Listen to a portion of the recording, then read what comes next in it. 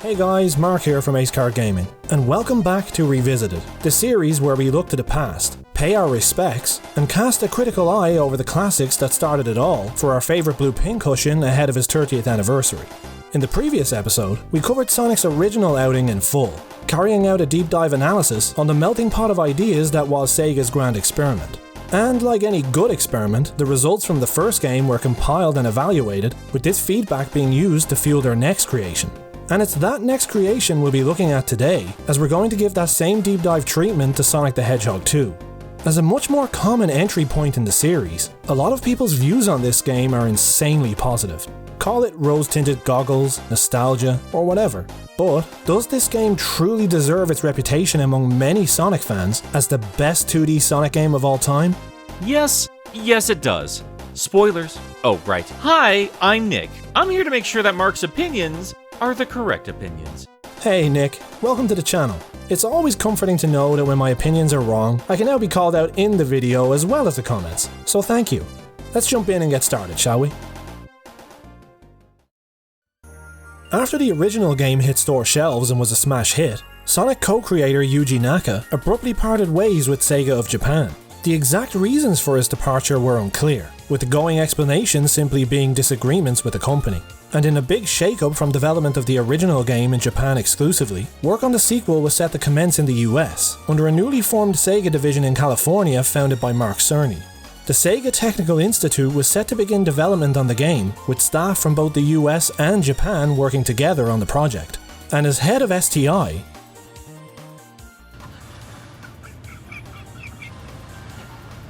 I'm sorry. oh boy, never understood the name. Mark Cerny was unable to stand by as the unquestionable talent and valuable experience of Yuji Naka walked away from the company. And after approaching Naka, offering him a better salary and more creative freedom should he join Sega Technical Institute in America, he agreed to come on board and work on Sonic 2, with the level designer and composer from the original game also returning. Considering that Yuji would also help lead Sonic into the reputation-destroying 06, it sorta feels like a monkey's paw wish to bring him back on board. The man is notorious for being an absolute pain to work with, but as Mark said, that talent is undeniable. He just had a magic touch with old-school Sonic design, and it really couldn't be replicated properly until Christian Whitehead came on board with Mania. Naka was even called up to help smooth out hiccups in some later ports of the original game. There's no denying his importance when it comes to the early success of Sonic, and in turn, Sega. It makes you wonder what kind of Sonic 2 and 3 we would have ended up with if he wasn't brought back on board. What if Sonic CD was the only sequel we had? What if we had another one based off that game's design? It's just interesting to think about. It really is. And based on how amazing 2 and 3 are, I wouldn't want it any other way. With the unprecedented popularity of the first game, anticipation from the fans for a sequel was huge. And with Sega eager to capitalize on this success, and in their mind, push that nail further into the coffin of Nintendo, they upped their marketing game big time, running a massive $10 million campaign for a globally synchronized launch of Sonic 2, with special events taking place all around the world. As the game set to release on the same day worldwide, something extremely rare at the time, Sega took the opportunity to launch on Tuesday, November 24th, 1992, cleverly dubbing this day Sonic Tuesday. But, aside from all that marketing mumbo-jumbo, Sonic still needed a reason to come to the world's rescue again. So what about the narrative? After his defeat by Sonic in the original game, Robotnik has now regrouped, and after following Sonic to West Side Island, has once again started capturing animals to serve as organic batteries for his army of badniks. Robotnik still relentlessly seeks the Chaos Emeralds, spurred on after detecting the 6 from the original game, along with the long-missing 7th stone somewhere on the island. This time though, Robotnik has found a more specific and sinister use for these mystical rainbow nuggets, as he now intends to use them as a power source for his weaponized space station he calls the Death Egg. And so begins the infatuation 90s games had for constantly ripping off the Death Star. And hey, if the Death Egg wasn't for you, maybe the Pig Star is more your thing. Either way, it's up to Sonic once again to save the world from Robotnik and his Death Egg. But this time, he is joined by a trusty new sidekick, Tails. I'm not even going to get into the whole miles per hour thing. As naming conventions in a series go, he's an OCD's nightmare, so he's Tails. The game itself never explicitly explains how Sonic and Tails met, or where he even came from, so we can only assume he met him sometime after arriving on West Side Island. The origin of Tails is covered a lot in other media, but not so much here. With the characters, story, stages, and music all completed, Sonic Tuesday finally arrived, and everyone at Sega held their collective breaths as they hoped that the lightning speed of Sonic would strike twice. Of course, we all know Sonic 2 flew off the shelves, becoming an overnight commercial and critical success.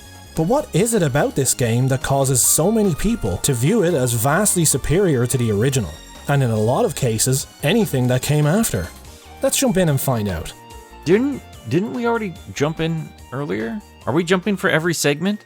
Jesus, he's here 5 minutes and he's jump shaming me.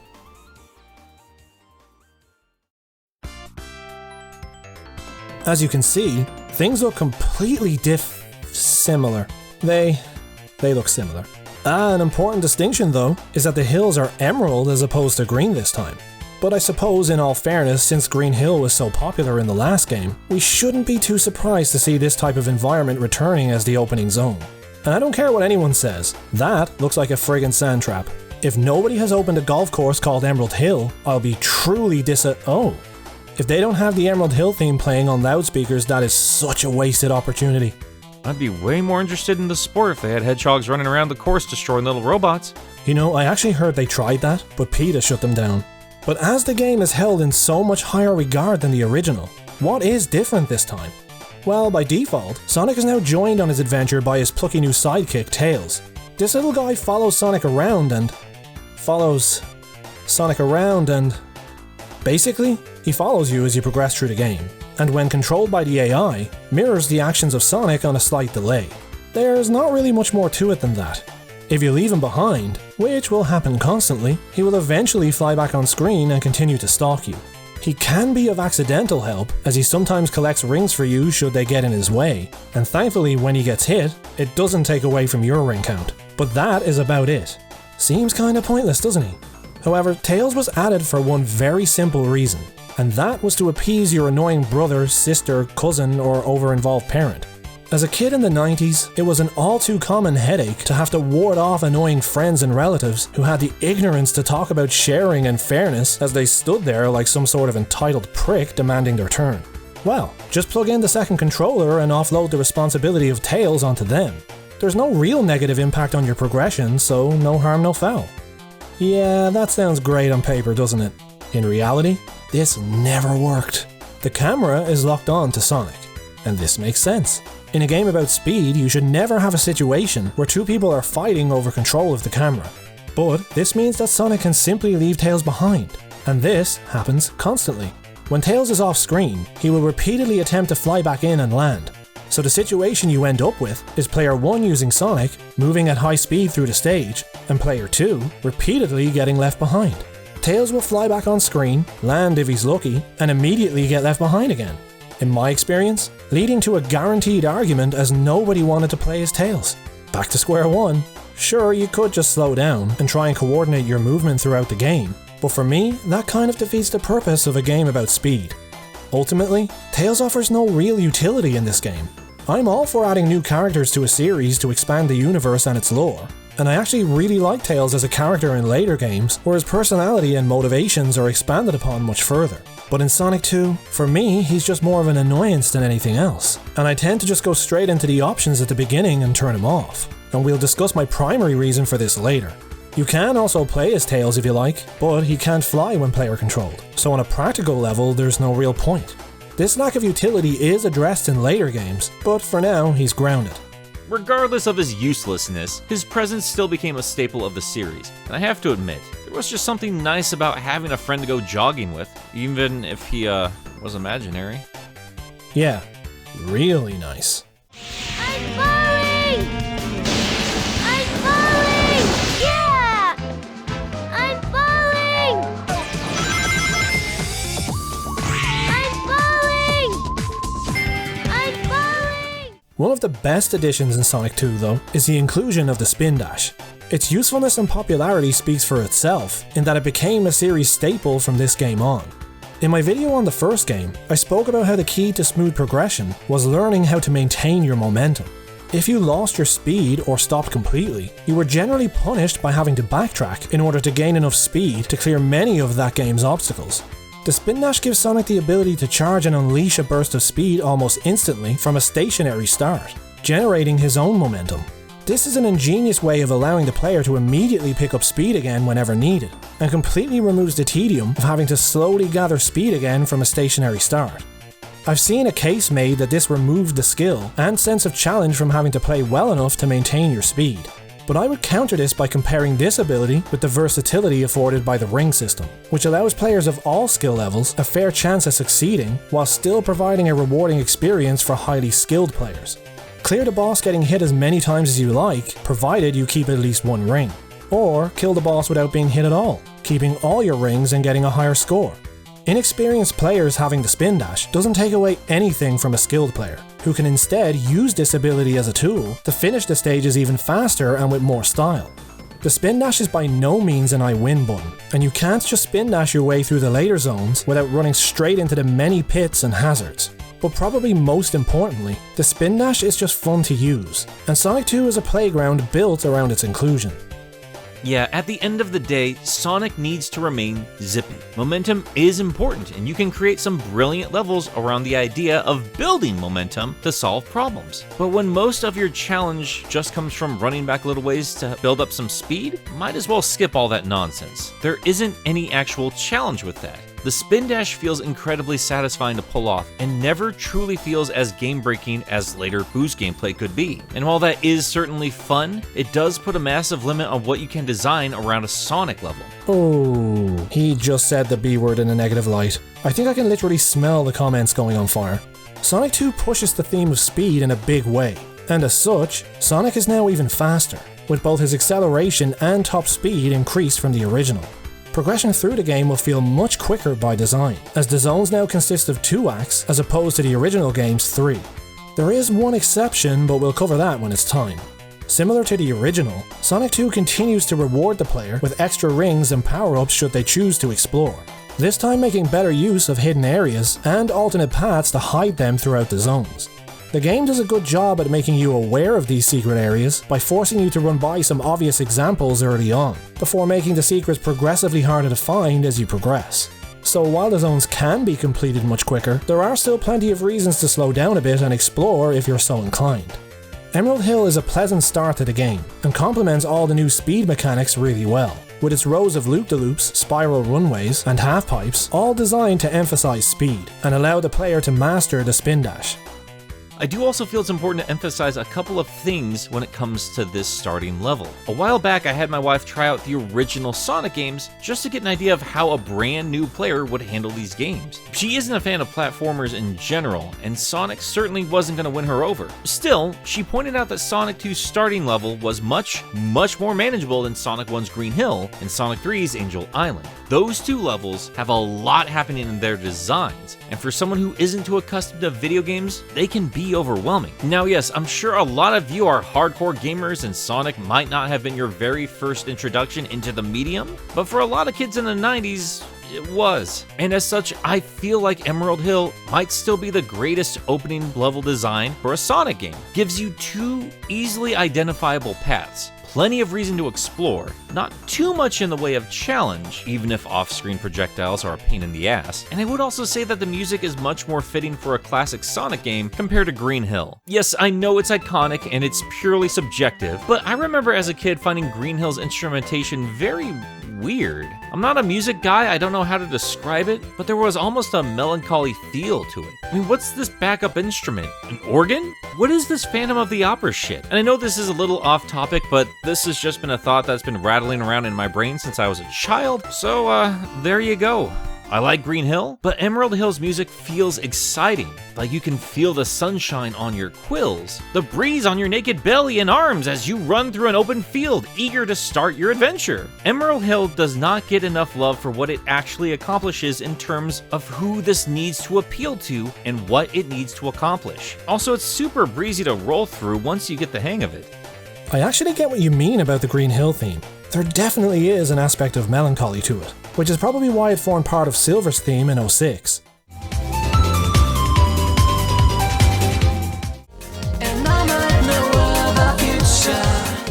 But Nick brings up a great point. When evaluating these games, it's very hard not to do so as someone who's experienced them a million times. But when you look at this stage from the perspective of a new player, Emerald Hill's accessibility is undeniable.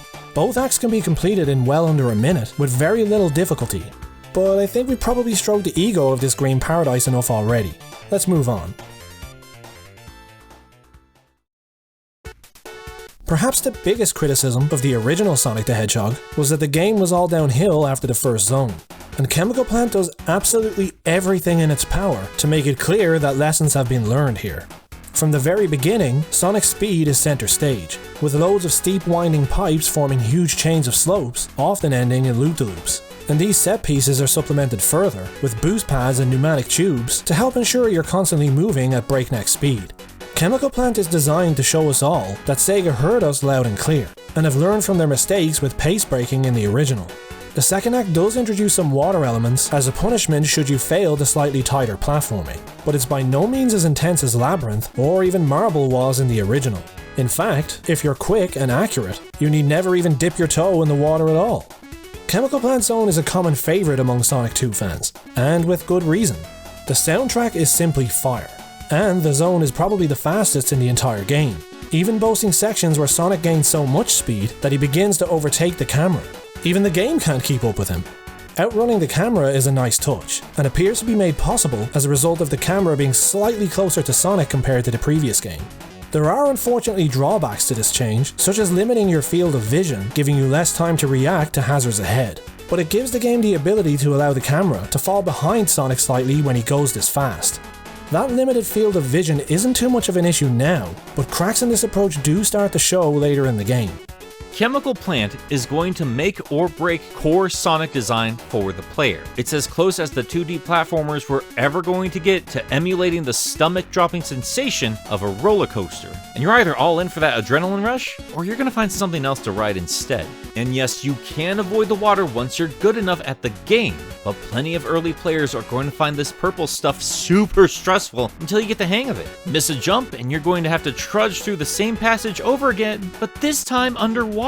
And who knows how many fox corpses are clogging up that infamous rising platform section. You do have some bottomless pits, but they're not frequent enough to drain your limited lives. But repeating sections can wear on the patience of the inexperienced, so just be aware of that. Mastering mechanics makes this level more and more enjoyable with each new playthrough. And honestly, that's kind of a staple of Sonic. There's a reason this level is a favorite, even if we're seeing a little bit too much of it these days. But we can't linger in these violent deaths forever. Let's keep going. If that brush with the wet stuff in Chemical Plant made you slightly nervous, you might want to brace yourself for Aqua Ruin. I'm totally not serious. Aqua Ruin couldn't be further away from the nightmarish experience of the original game's Labyrinth, and similar to Chemical Plant, water is only used as a punishment for falling off the optimum route.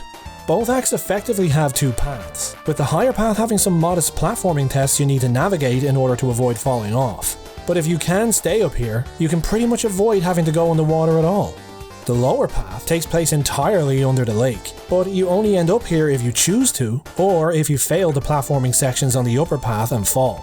And even if you do, the water section is actually pretty reasonable. Progression is along a linear path, and it's actually possible to build up some speed by using the spin dash. Keep moving, picking up air as needed, and you'll probably only spend about a minute or so down here at most. Sega were at pains to show they've learned from what most people hated about the first game, and in terms of their approach to water, almost overcompensated to make up for it. Sonic 2 attempts to remedy the pain points the players experienced with Labyrinth, pretty much to the point of walking on eggshells. And while I think it's fair to say this new approach is much better than the previous, with practice the water is completely optional, and if you do fall down to the lower path, the water section isn't even that bad. But I always kind of wondered if avoiding the problem really was the best way of dealing with it. I mean, all this time later, sure, I go through this level without issue, but I do remember finding the water sections incredibly stressful if I was unfortunate enough to drop in. I know we all have had issues with Labyrinth, but there are just some spots in Aquatic Ruin that really got under my skin. Mostly spots that required you to make some wide jumps, because if you missed them, you'd have to trudge on back and try again. And I still hate how the big bubbles of oxygen would never pop out consistently in any of the classic games. Drove me crazy. I guess I always compare this game's approach to water against the third game, where, in my experience, they successfully made water fun. The introduction of the bubble shield, alongside more numerous but quick and fleeting water sections, really worked well, and I often wonder what Aqua Ruin might have been like if that approach was taken here. Either way, these are the last water sections you will see in the entire game. You're completely done with water and it's only the third zone. Casino Night is a very common favourite among Sonic fans, evident by the appearance of its many variants time and time again throughout the series. In Sonic 2, it successfully takes what worked well in Springyard Zone from the first game, wraps it up in shiny neon packaging, adds a few bells and whistles in the form of pinball and slot machines, and lets the player have at it. As the name suggests, this zone is a giant casino playground, complete with a variety of games and mechanics that provide that all too enticing feeling of risk versus reward. You can play the slots for a chance to win rings by matching 3, but as always, there is also a chance you will lose by matching 3 Robotniks. So gambler beware, know your limits and all that jazz.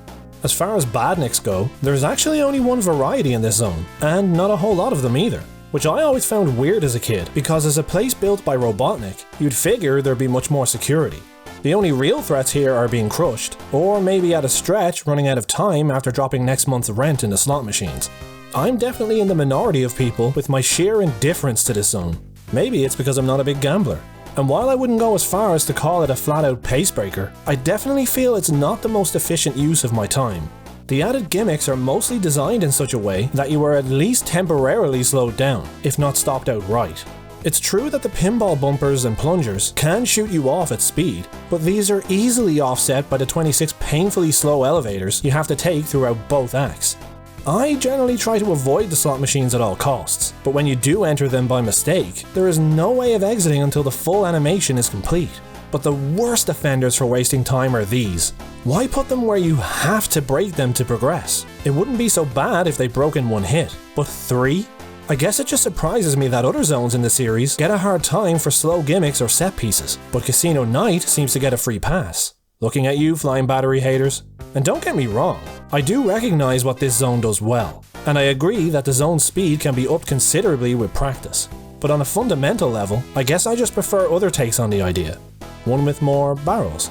Personally, this is my favorite zone in this game. I like exploring this level. I love taking in the sights. And yeah, I don't always need to go crazy fast or have badniks shooting me from off the screen. To me, this was a nice break from all the waterboarding of the last 2 zones, as I still found the game a little more challenging as a child. It feels as large and multi-layered as Sonic 1's Green Hill without all those hazards, and I feel like dropping it here was a smart move. So far, every single zone has a completely unique look and feel from one another. You don't navigate any of them in the exact same fashion, and at the same time, none of them feel like a jarring shift away from the core mechanics like Sonic 1's levels tended to do. But I also get why people find this zone a little tedious. It takes a long time to get through it even without water hazards, and there isn't a whole lot here if you're not interested in playing pinball or slots, which isn't too dissimilar from the actual Las Vegas. Still, this theme stuck around for a reason, and I for one am glad it's here.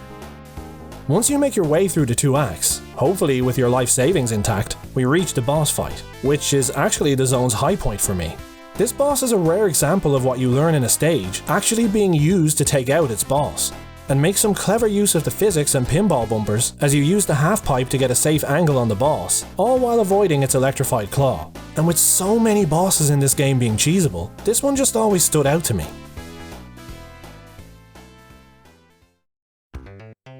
We've talked a lot about how Sonic 2 is effectively Sega's apology letter to the fans for the scars inflicted by the first game. And every step of the way, the game has screamed as loud as it can that it has learned from its past mistakes and is now fully reformed. Sonic now Zoom Zoom, and that naughty water has been sent packing. Hilltop Zone is a fairly pretty zone aesthetically, and always made me think that this would have made a much better marble zone in the original.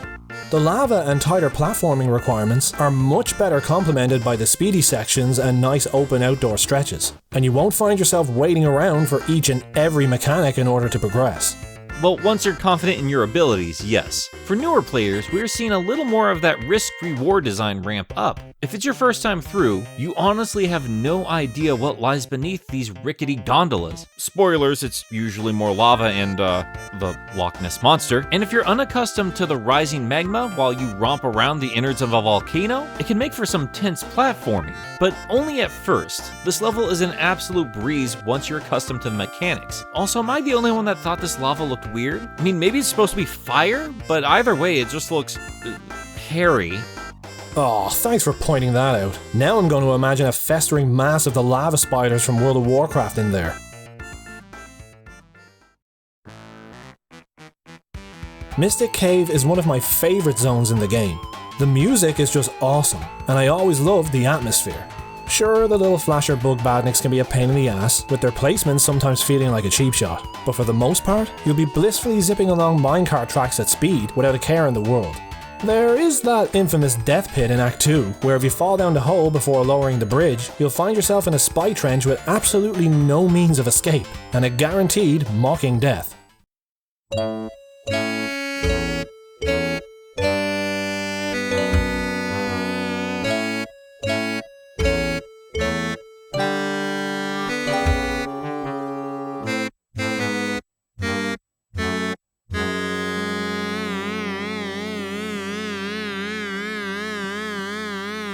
This was fixed in later ports, with the 2013 mobile version hiding a secret zone down here. But back in '92, you just got a giant middle finger for your troubles. Yeah, that was a very weird design oversight. But hey, nobody's perfect. I have to say, this is easily one of my favorite music tracks in all of the franchise. But it is going a bit hard considering what's on display here. This sounds like a haunted house party. I want some dancing ghosts and tombstones. Instead we get fireflies. Oh no. I suppose Sonic Adventures Red Mountain and other future titles would give me that Halloween high energy I wanted from this level, but as it is, it's still a great deal of fun. Oil Ocean, while quite unremarkable for its gameplay, does wonders for the game's narrative, as it sees Sonic discover Robotnik's oil refinery, with its many drilling platforms turning the ocean completely black, with crude oil now polluting the entire area, helping to show just how evil Robotnik really is. Oh, don't worry about drowning in the viscous ooze either. You'll suffocate way before you have time to drown. What's weird to me is that I remember this level being the spot I frequently would game over when I was really young. There's nothing here that's particularly challenging when compared to other levels, but if the rest of the game was giving you trouble up to this point and shaving off a life here or there, this would become a death by 1,000 cuts situation, and this is often where I fell short until my baby brain could master mechanics. Or in this case, death by 1,000 Octus and Aquas. Those little buggers were not shy about shooting you from off screen. But all things considered, compared to the original, Sonic 2's difficulty peaks pretty early in the game, with most stages up to this point being quite leisurely by comparison. And it's this false sense of security that makes what's coming next seem so bad for a lot of people.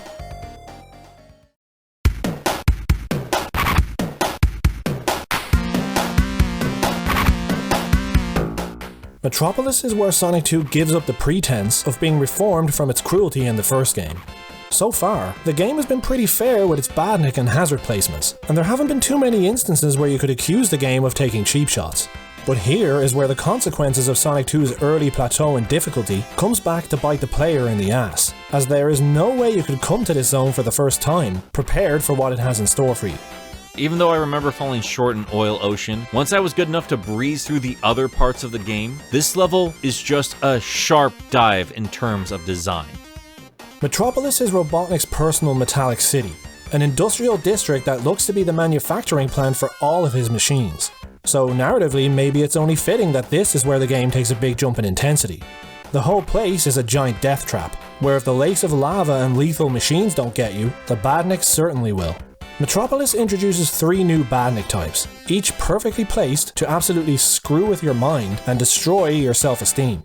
And while I'm not going to sit here and argue that either the Shellcrackers or Slicer badniks are completely fair, their placements are usually complete bullshit, and it's often RNG whether they hit you when it's completely unavoidable, especially the crabs, there is a nuance to avoiding being hit by the mantis if you goad them into shooting their sides early. But admittedly, this does require you to know their placements, and without knowing that, the slightly zoomed in camera that enables that cool speed trick has just become your worst nightmare, and helps ensure you're running into these suckers constantly.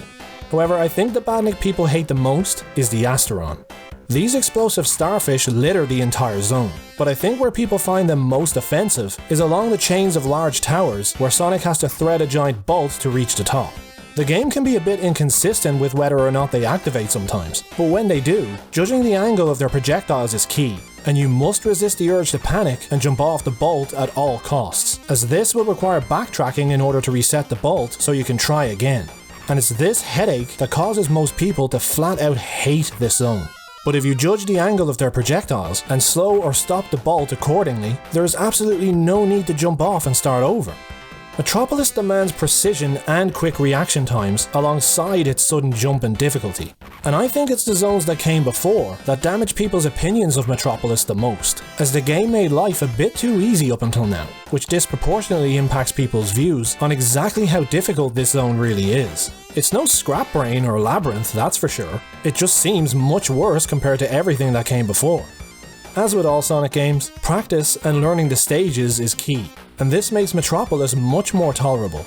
Sonic 2 dishes out speed to the player like it's going out of fashion, and unless you know it well, Metropolis takes that away, and nobody likes it when their speed is taken away. Admittedly, the zone doesn't help itself by being 3 full acts long, but at least that means you can listen to the awesome soundtrack that much longer. I could go the rest of my life without listening to this track again. Nothing wrong with it, but you spend too much time with anything and it's gonna get under your skin. This level really sucked back in the 90s because for real little kids that didn't have a ton of game experience under their belt and no way to save the game, getting to this point of the game really takes a great deal of work. And if the BS Badniks weren't testing your patience already, the length of time you spend here really sucks. It's an exhausting level placed in a spot where plenty of kids were already exhausted. And even now, after all this time and having a handle on the physics, it's still a tedious level to get through. And please spare us the history lesson in the comments. Yes, we know about Genocide City Zone. We know it was meant to do this or that or whatever. It doesn't matter. This is the final product presented to us, and it's therapeutic to complain about it. I think we've touched the big blue pulsing nerve of childhood trauma. Let's quickly move on to something more relaxing. Sky Chase seems to get a lot of hate from fans, and maybe rightly so, as it does what on paper no Sonic game should ever do, and completely removes all elements of speed, with its slow auto-scrolling design. But I personally don't really mind this zone too much. It's a welcome respite between what was a pretty intense zone, and what will be another pretty intense zone. And that music is just so damn relaxing, it wouldn't seem out of place in a health spa. That's actually a very valid point. Just like I was saying about Casino Night, I don't think enough credit is given to these breaks in the more intense difficulty. I know this isn't a great level if you're trying to speedrun it, but it wasn't built with that in mind. It was built with kids in mind, and it was nice to have a little bit of variety. Also, it has robot turtles, so that's awesome. And yeah, let's be real. The idea for this zone was implemented better in later games, like Mania and even Sonic 4 Episode 2. But I like to think of Sky Chase as an interactive cutscene. After Robotnik's defeat in Metropolis, he made his escape in his winged fortress. Unable to follow on foot, Sonic calls in Tails to give him a lift. It's only one short act and you're quickly finished. And more importantly, as alluded to by Nick, this is where Squirtle and Blastoise got their start in the entertainment industry, and we really have to ask ourselves the hard questions. Is a world where that didn't happen even worth living in?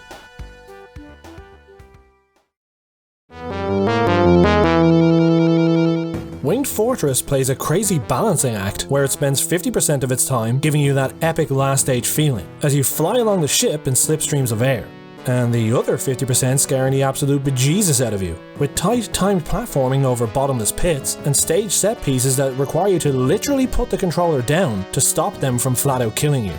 The way forward is sometimes a bit ambiguous, and on your first time, a lot of it can be guesswork. Games back then didn't hold your hand, so none of the important stuff is signposted, and more often than not, a leap of fate is required to figure out where to go, which isn't great in the last stage of a game where you're probably starting to run short on lives. But mercifully, the zone is only one act long, and completing it sees you reach the final step of your quest.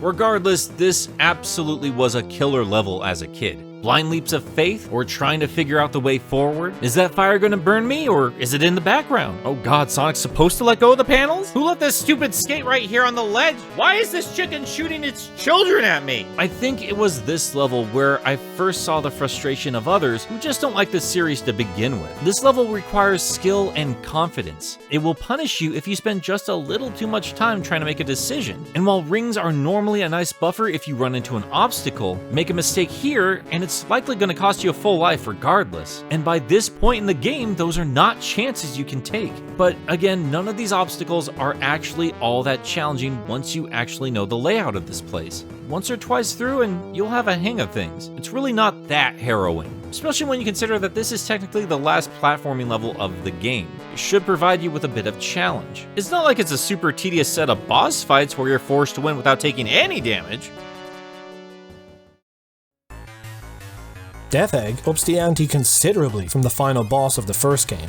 Fighting any boss can be tough with no rings, but Sonic 2's last boss is actually a gauntlet of two bosses one after the other, and the game doesn't waste any time breaking you in gently, as you are immediately thrown into a boss fight with Mecha Sonic.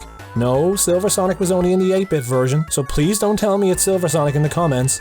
They will. I don't know why we ever bother trying to dictate their commenting. We are powerless against them telling us their favorite robot adjectives. Must be because we're Sonic fans. We're still working on figuring out the meaning of futility. You have to resist the overwhelming urge to do what you've done for pretty much every other boss in the series. Try to go in high and land a hit on top. His buzzsaw quills will make short work of you if you try that with this guy. He seems quite difficult at first, but once you learn his attack patterns and when it's safe to land a hit, he's not so bad. And you'll likely get plenty of chances to practice, as once defeated, it's time to move on to the real final showdown. After schooling Sonic in the true meaning of speed, Robotnik jumps into his now infamous Death Egg robot. At first, this boss seems like it might be impossible. There's no obvious way to hit him, as one false jump will result in death by arm spikes, and with no checkpoints, you're sent all the way back to the fight with Mecha again. As a kid, it took me quite a while to figure this guy out, but like Mecha, or the last boss in the first game, this boss has a pattern. You can be brave and time your attacks perfectly even when he's standing upright, or be more conservative and wait for a safer opening when he lands from flight. That is, of course, if you don't just fall through his body and die anyway. Rinse and repeat this enough times and victory is yours. Some people think the difficulty spike for this boss is too much, and I can understand where they're coming from. Compared to all the previous bosses, this guy is really tough your first time, but it is the last boss in the game. It's not like there's any content locked behind his defeat, so having the difficulty spike here is probably the best place for it. And when you do finally beat him for the first time, there is an undeniable and really satisfying sense of accomplishment. I've been on the fence about this for my entire life, and I'm just gonna go ahead and say I still kind of feel like this is bullshit. Sure, there are specific patterns, and when you know what you're doing, it's really not that hard to maneuver, outside of that obnoxious spike shot from Mecha, and even that pattern you can memorize. But what I did find unfair, quite frankly, was the lack of a save system. This wasn't a new concept back then, and if you had managed to get all the way through this game and get all the Chaos Emeralds only to die here, few things in this world can describe the utter defeat and rage you will feel in that moment. At some point in my life, I might have argued for 3 rings between the battles here to help lighten the load, but as we all know, even 1 ring can allow you to spam some boss fights without any issue. And honestly, that's always been a problem when it comes to Sonic boss fights. Who actually cares what the patterns are when you can just cheese them? So, yeah, I guess I'm with you, Mark. These 2 fights are the ultimate test of your abilities, and when you finally topple these enemies, you feel like a champion. Just as long as you got those emeralds. Oh crap, the emeralds. Yeah, like the first game, should you fail to collect all 7 Chaos Emeralds, your shameful laziness is punished with the bad ending. Once again, these mystical rainbow nuggets are tucked away inside the special stages, and your means of accessing them have been switched up from the original. You're probably very familiar by now with the many star posts spread across the game, that have up until now simply served as checkpoints. But pass one of these while holding 50 rings, and jump into the resulting circle of stars, and you will find yourself thrown headfirst into a special stage. I have mixed feelings on this method, to be honest, as it dilutes the star post's use as a checkpoint and as a special stage entrance, and as a result, doesn't make the best of either. It does promote exploration, however, and that is a big plus, but this idea was much better implemented in later games. The special stages themselves are also vastly different than before, and continue the trend in the series of pushing the Sega hardware to its limits with cool effects. The camera shifts behind Sonic in a 3D third-person perspective, and the goal is to follow the long half-pipe stretching out in front of you while collecting the required amount of rings to pass each checkpoint. It really can't be emphasized enough. This was crazy to see back in the day. Genesis games provided this perspective before, but there was simply no matching Super Nintendo's Mode 7. Just as today as it was back then, graphics are a big selling point, and these special stages, regardless of whatever else you may think of them, were very pretty when they dropped. Enjoy your imaginary walls, Mario Kart. We got us a whole ass half-pipe. As usual, these stages start off pretty easy, but begin to introduce obstacles that cost you rings, and the rings themselves become steadily harder to get. These stages are effectively a memory game, as successfully completing them mostly just requires you to remember the ring and bomb placements. But the most crucial thing to consider here is whether or not you opted to keep Tails with you. While in the regular zones there's no serious downside to having Tails around, the special stages are a whole other story. If he gets hit, he costs you rings, and to top it all off, the ring requirements are also raised if Tails is with you. Yes, we know he only loses the rings he collects, but if the ring requirement is raised with him around, then it's going to be more of a chore anyway. Look, if you're going for the emeralds, seriously, do yourself a favor and select Sonic alone when starting the game. If you are playing alone, that is. Tails is here to emphasize co-op gameplay, because Sonic Team love to attempt to tackle problems that nobody asked them to solve. Unlike the original game though, there is actually a huge incentive this time to collect all the emeralds, as besides just simply unlocking the good ending, the 7 Chaos Emeralds give Sonic the ability to attain his super form. Super Sonic is the ultimate prize in the game, and besides looking totally badass, essentially provides the player with a god mode. And while it does pretty much break the game, he's completely invulnerable to damage and can only be killed by being crushed, drowned, or running out of time, this truly doesn't matter. If you were good enough at the game to earn this, then strictly speaking, you never needed it in the first place. Super Sonic is effectively bragging rights, and simply makes a great game even more fun, with his impact on the lore in later games only increasing his appeal to nerds like me. Yup, he looks awesome. Don't care if he's knocking off Goku, and yes, nerds, he is. Google it. I'm glad this knockoff stuff is around, and it really works well with Sonic's design. As for the good ending, with his ability to turn super, Sonic, no longer needs to be rescued from the Death Egg, and flies himself to safety. And it's always good to know we caused Robotnik another temper tantrum for our troubles. But with the tangible benefit of Super Sonic as a reward for collecting the emeralds this time, it's well and truly worth the effort.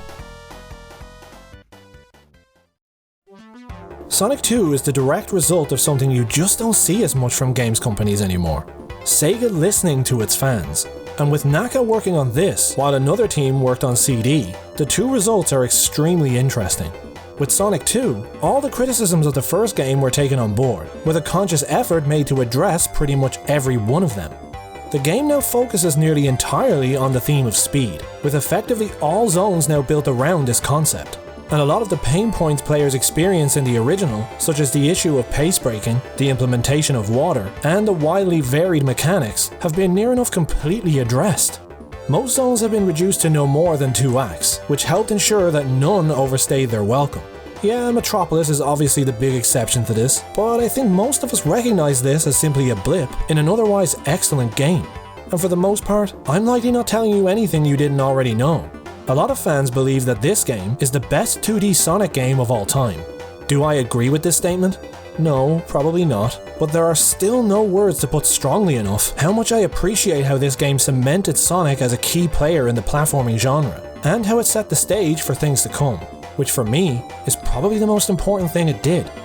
Now, I don't know if these changes were made because of critical feedback or if Yuji Naka and his team were just growing more confident in their abilities, because you gotta remember, Sonic CD was made at the same time, and I would argue that that game learned the wrong lessons from Sonic 1 every now and then, but it's hard to argue that 2 is an improvement over the original in almost every conceivable way. Sonic 3 Knuckles, I still say, is the best of the series, but I have also said, and will say again, that if you've never experienced Sonic with before in your life, I'd probably start with Sonic 2. Does that mean it's the very best? Again, not for me personally, but it's up there. This is a fantastic starting point that's not held back by the first game's failings. Sonic 1 plays fine and is revolutionary, don't get me wrong, but you notice the lack of confidence with level design as soon as Marble Zone hits. Half of the game feels like it's trying to emulate a Mario game. Sonic 2 feels like, well, Sonic. Even if it's not your favorite in the series, you're not likely going to come across a Sonic fan who doesn't hold this game in high regard.